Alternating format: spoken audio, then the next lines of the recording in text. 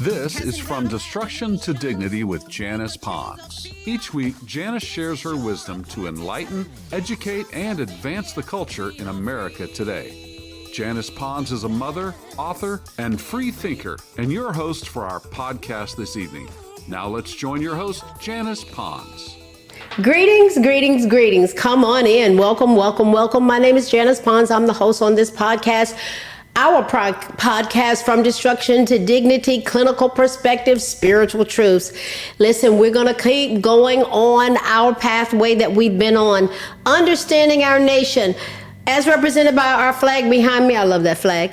Our 50 states in our great union, the Constitutional Republic of the United States of America, our presidential seal, where we are praying for the president of the nation, whomever it is. We're praying for our leadership. We're the Bible's from a spiritual perspective. We're to pray. We're to pray for our leadership. Even when they were jacked up, I was praying for them, and we've had a change too. So, speaking of which, we've got new leadership, and we're just moving forward. So we're going to continue to pray for our leaders of our nation, every branch of government, our fellow Americans who are coming out of those hard spots that they were in, the 265,900,000 working Americans who were living paycheck to paycheck, barely making ends meet. We're believing things are turning around, and they are. There are good things that are unfolding. And we've spoken loud and clear. We've moved forward with this mandate that was established for our great nation. And there's some beautiful things happen, and there's a lot at stake. So tonight we're going to examine something that's generated a lot of discussion in our nation: judicial overreach. And all this ties in with our clinical perspective, which is cutting ties. We're just talking about cutting ties. Now, that they work hand in hand, and we're going to see, because you know how we're going to frame some things. And so we're going to explore this together, my fellow Americans and my brothers and sisters. Remember, we're going somewhere, and it's expecting us when we get there. I invite you to come and go with me. Judicial overreach is a dynamic that is glaring us front and center in our nation. Now, let's look at a backdrop. There are so many who have tried to push the narrative that the Trump administration's dismantling of the U.S. Agency for International Development, USAID, would result in the deaths of multitudes of foreigners. They were like, it's humanitarian aid. If we don't do USAID, millions of people will die. That's what they were saying. Oh, let's explore that. People are not buying that anymore. However, you know what? For sure, it has turned out, you know why? It's turned out to be a money laundering operation. There was no oversight. For sure, billions of dollars were missing. They ended up missing.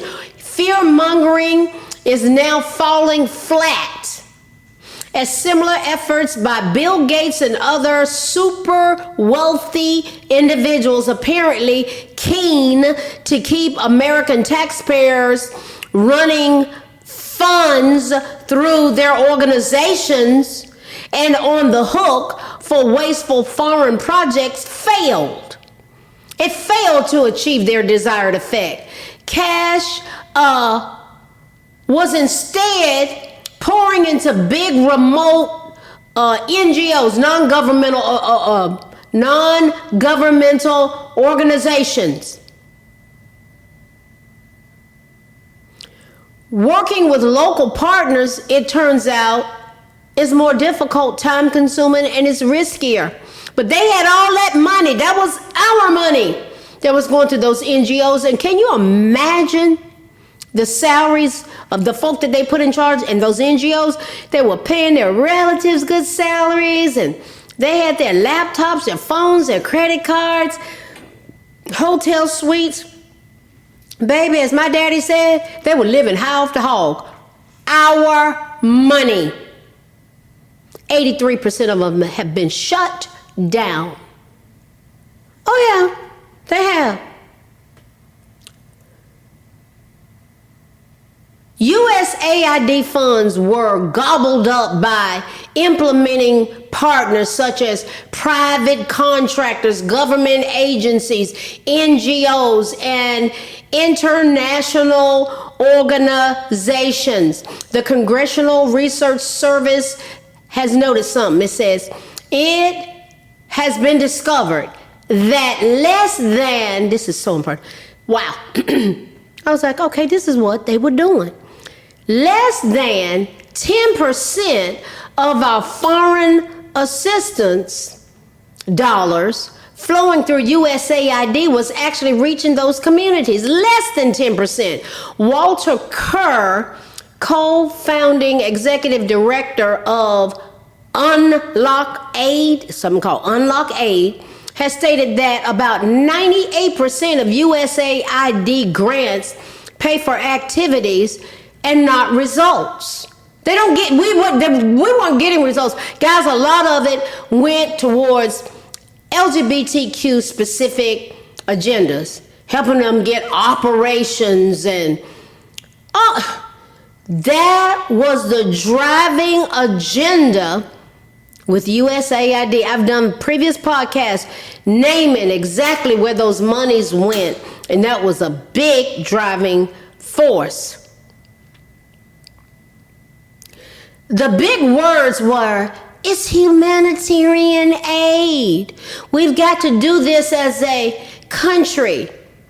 43% of the activities failed to achieve about half of the intended results. That's what they've discovered through the analysis that were finally done.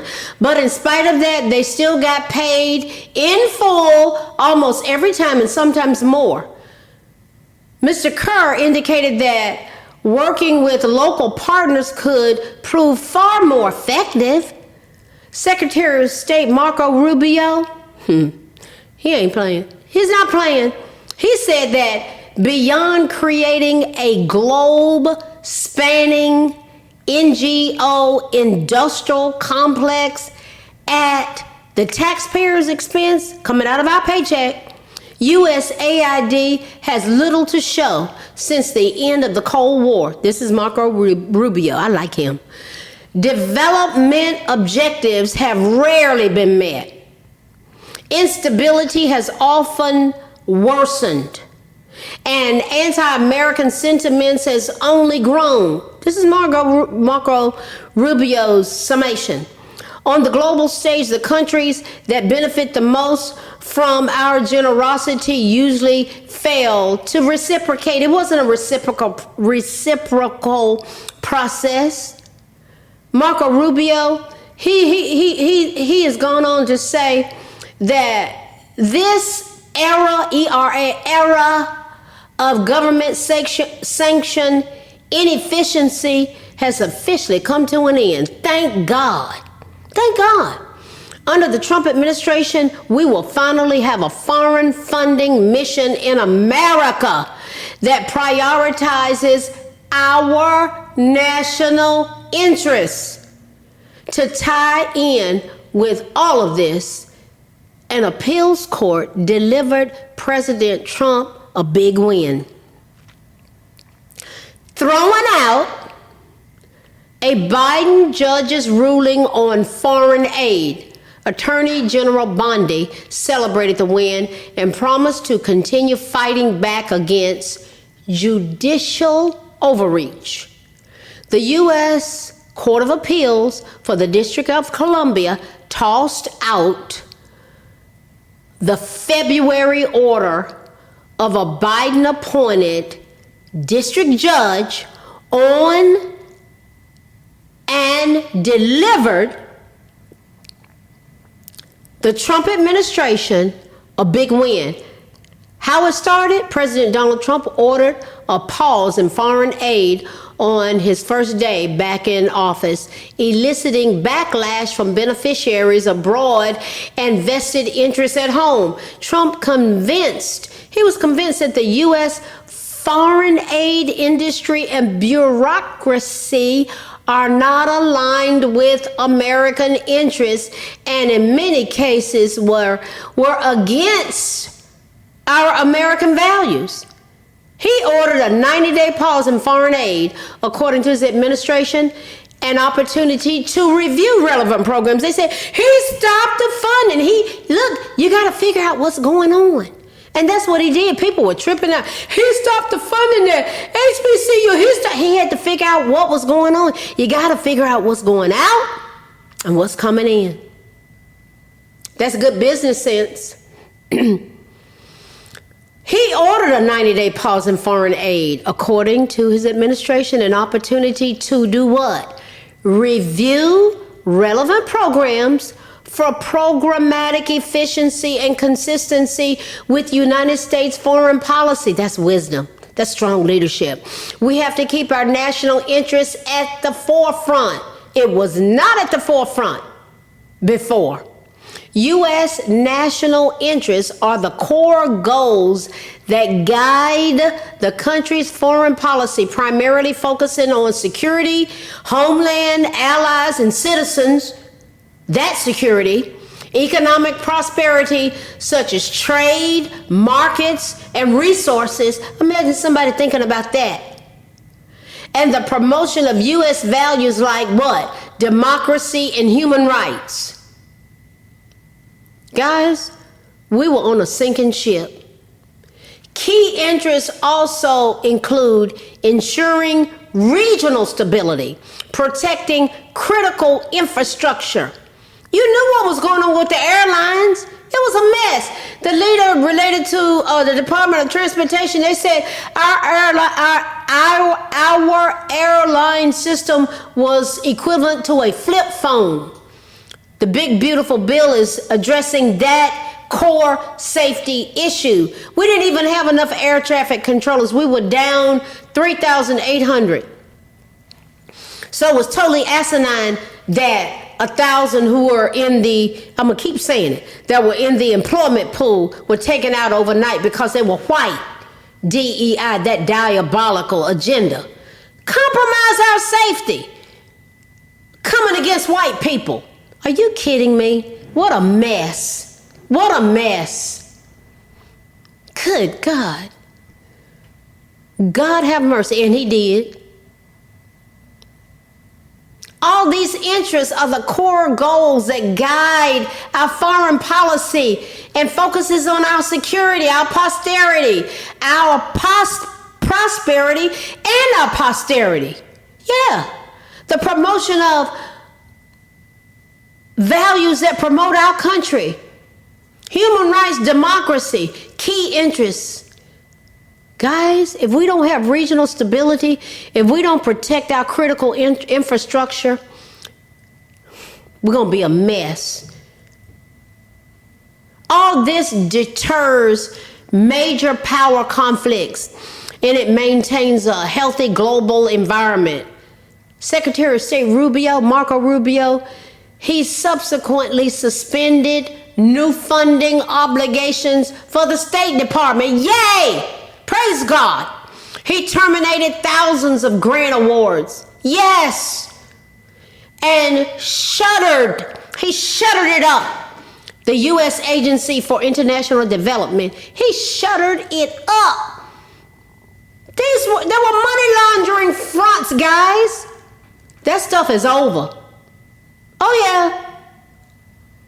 He shuttered it up. Grantees of foreign assistance funds promptly sued to get their hands on nearly $4 billion for global health programs and over $6 billion for AIDS programs that had been appropriated by Congress to be dispersed by the State Department. And USAID foreign-born U.S. District Judge Amir Ali helped them in February to keep the gravy train moving. Now, Ali, that judge, was a Biden appointee. That's what they've been trying to control everything from the benches. Issued a universal injunction, the kind that the U.S. Supreme Court determined on June 27th, likely exceed the equitable authority that Congress has given to federal courts. We're talking about judicial overreach. And we're talking about the ties that have been cut. Stick with me.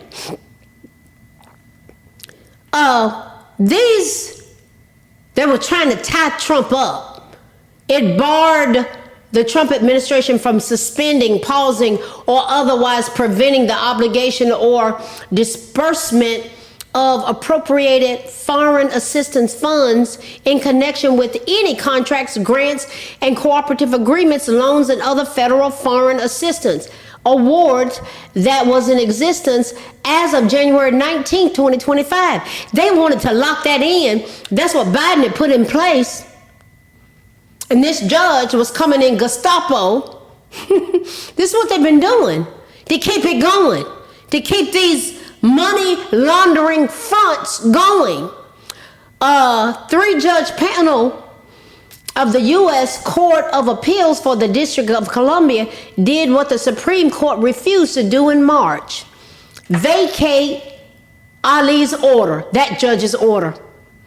The majority on the panel, comprising of George H.W. Bush appointee and a Trump appointee, concluded that the district court abused this. Listen, when you're paying attention, guys, this is what they've been getting away with. But they determined, looking at the Constitution, the law of the land, the laws had been overlooked. Judges were running roughshod, just doing stuff.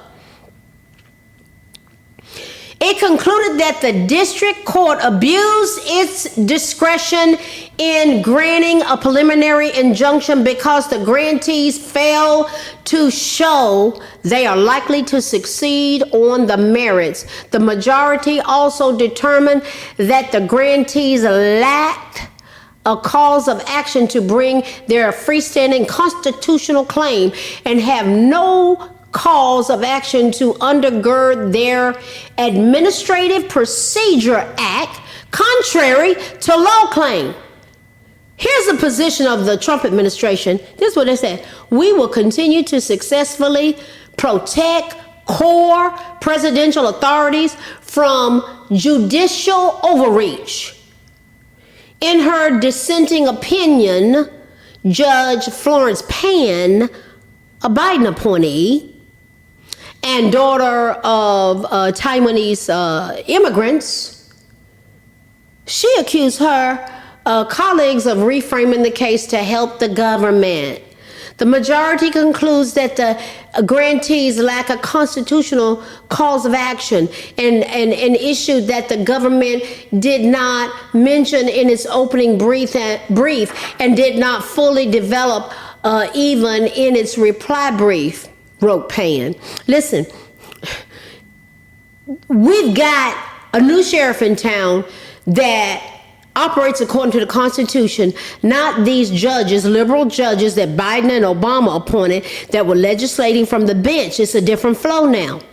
The Biden appointed judge wrote that the government instead argued that the grantees lack a statutory cause of action to force President Trump to obligate the funds in question. Attorney General Pam Bondi celebrated the victory, noting in a 2-1 ruling, the D.C. district lifted an injunction ordering President Trump to spend hard-earned taxpayer dollars on wasteful foreign aid projects. Guys, this is how they were getting over on us like a fat rat. They were set up to look like it was this aid, and it was this organization, and it was that, and there were money laundering schemes where bribery was going on. And guys, they had fat salaries while Americans were suffering, and it was all for foreign aid, and they were appointing people over those things. Guys, it was a mess, and it's come to a stop. We will continue to successfully protect core presidential authorities from judicial overreach. This was stated by Lauren Bateman, an attorney with Public Citizen Litigation Group. They're going to fight back with their lawyers. They're going to fight back. Now, they're going to seek to further review the court, and they're going to seek their lawsuits. Guys, you can't stand against the Constitution, I'm telling you. God. It was a mess. It was a mess. It was a mess. The vast majority of foreign assistance was abused, guys. That's what this whole situation has become. The audacity of foreign aid programs that believe that they can demand our taxpayer dollars that came from my check and your check for their citizens. That's mind-blowing. But that's what was going on. Since when did they start thinking that we have to do what they want? Stop the mess and stop giving money away. That's what's happened. That's what's happened. My fellow Americans and my brothers and sisters, foreign assistance should not include money for, you ready? Ukrainian models to attend fashion shows, money to one nation to the tune of $10 million for circumcisions, hundreds of millions of dollars to terrorist groups, money for a transgender comic book for people in South America, or transgender ideology being pushed in Central America and parts of Africa. That's what our money was going for. What does any of that have to do with any kind of assistance such as food and medicine? That we don't mind helping with food and medicine, but this is what it was paying for, guys. Those aforementioned descriptions that I just gave to poor nations, or farm tools to those that want to learn to grow crops, or money to help new mothers with premature babies. Those things at times I could see us helping with, but that's not what it was going for. No, it wasn't. Listen, guys, this thing got bizarre. Some very bizarre and other downright treasonous things that the Democrats were doing or paying to have done have been stopped in their tracks. Democrat leadership has become pure evil. They were nefarious, they were lying, they were shysters, and they've been found out. And they, like Maxine Waters said, we don't know what they have on us. We found out, Maxine. The gravy train's over, guys. The United States is trillions of dollars in debt, and we're on the verge of bankruptcy. We cannot and will not continue to spend money like there was no tomorrow for someone else's benefit, especially when that benefit ill-defined or corrupt or was just corrupt in nature. All of this leads to our clinical perspectives tonight. Yeah, cutting ties. Cutting ties. We were being financially abused, guys, so many ways. So many ways. Cutting ties with financial abuse, that involves recognizing the abuse and seeking support and building financial independence. That's what President Trump is trying to build, and to build our pockets. No tax on tips, no tax on Social Security. Well, and not one Democrat voted for it. They didn't want us having more money. Let me keep going. This can be a complex and risky process about that financial abuse, but it was rampant. So it's crucial to have a safety plan and access to resources like legal advice and support from, like if you're dealing with domestic violence. We're talking about kind of on a personal level, but these are the types of abuses that were going on, and they can go on in organizations that it was going on in our nation.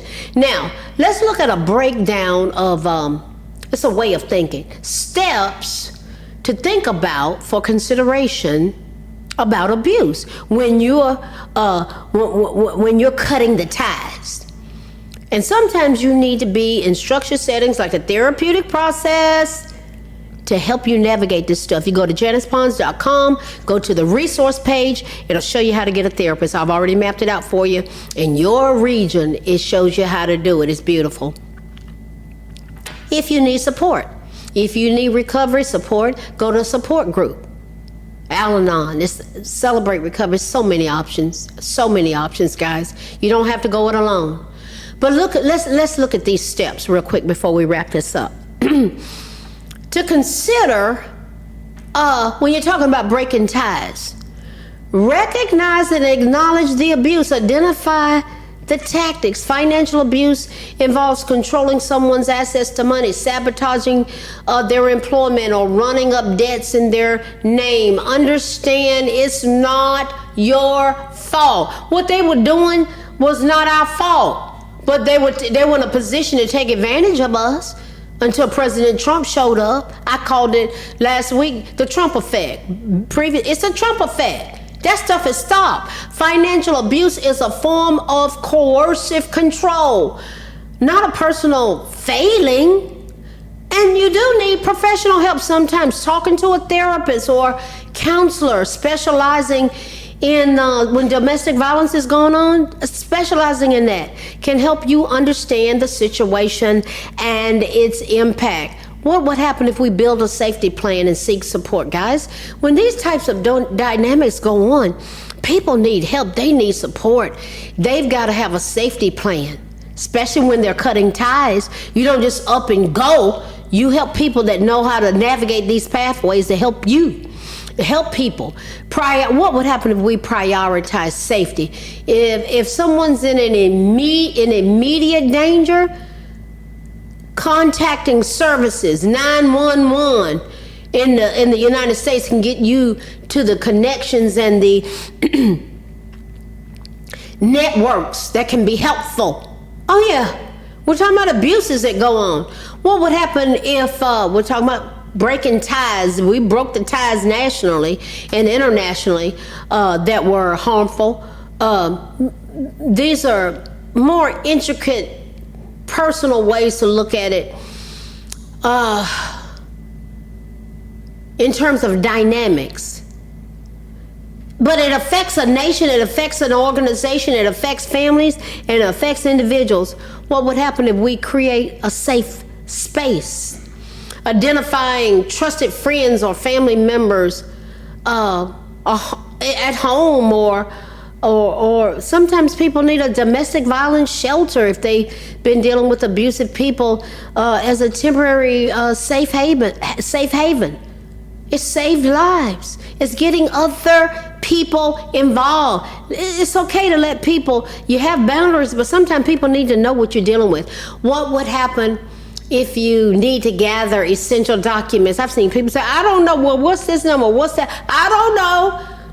Identifications, bank statements, property records. Is it okay for you to have screenshots of that with your cell phone? Is it? Is that wisdom? What about securing your finances? What would that look like? What would happen if someone sometimes had, is there a need? Just thinking out loud. Some people say, you know what, I might need a bank account. It's thinking things through. This is why counsel is important. You need support systems. Some people need support systems to navigate that. Changing the way things are set up for protection, guys. They were not protecting us. They were abusing us. And on a personal level, there are resource systems to help people navigate these things. When we're talking about overreach and cutting ties, sometimes you need legal advice. Do you think the Trump administration has gotten legal advice? Do you think sometimes people individually go through things where they need legal advice? What would happen if they consult with legal aid or a lawyer specializing in family law or domestic violence to understand rights and options, guys? Domestic violence services are set up. It has saved lives. They are trained with specificity to help in these situations. There are resources, organizations, hotlines, local shelters to provide support and guidance. What about rebuilding financial independence, developing a budget? That's That's foreign to some people. Creating a realistic budget that accounts for your living costs, vocational training, financial assistance. Guys, there's just help. People don't realize there's help out there. When these homeless people come off this, there's so many resources for them. It really is. It really is. Seeking support to rebuild. It's there. Important considerations are to talk it out, including dates, times, specific incidents of things that happen. I always talk about keeping a log, guys. This stuff is so important. People are not buying anymore. This judicial overreach that they were doing, it's been exposed. It's been exposed. That's what we looked at tonight. Judicial overreach and cutting ties. And then it has applications. The principles thereof have applications even to personal lives, guys. We don't have to take this mess anymore. People are not buying it anymore. For sure, it has turned out to be that these money laundering operations, they have been stopped. Listen, guys, we're going to keep talking about these issues. We're going somewhere. It's expecting us when we get there. And part of it is just understanding what's happened. Wisdom is the principal thing. That's a spiritual principle. Therefore, get wisdom, but in all that getting, get understanding. And I have people that say, thank you so much for us just talking about this, because it helps us to understand. We know how to support one another. Guys, I don't give 2 cents about a political party if they're not supporting us as Americans. I want us to thrive, and I want our children to thrive. We are one nation under God, indivisible, with liberty and justice for all. We're going to keep talking about these things. We're going to keep praying for each other, supporting each other. Guys, I appreciate you. I love you. I thank you. I honor you. We're going to keep coming in here. Thank you for your comments. Thank you for downloading the podcast. Thank you for sharing. Thank you for supporting me, praying for me. I pray for you. You pray for me. We're going to keep going on this journey. God bless you. I will see you next week. Good night. Thanks for listening to this week's episode of From Destruction to Dignity with Janice Pons. Janice's mission is to provoke thought, bring awareness, and point people towards intervention when needed. As a reminder, this show is not therapy, but for educational purposes only. For more information, check out JanicePons.com or follow her on social media. We are one power, strength is ours, liberty, been set free, education, affirmation, dedication, information, revelation.